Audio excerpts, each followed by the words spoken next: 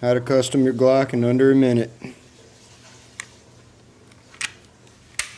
So you can take your slide off and grab some nail polish of your choice. If you want to be extra careful, take your spring out.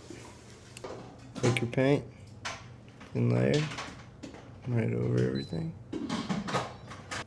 Take a card,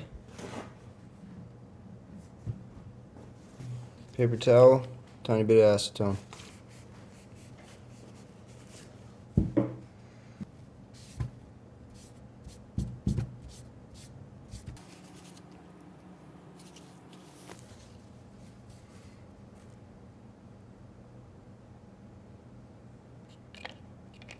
Slide it back in.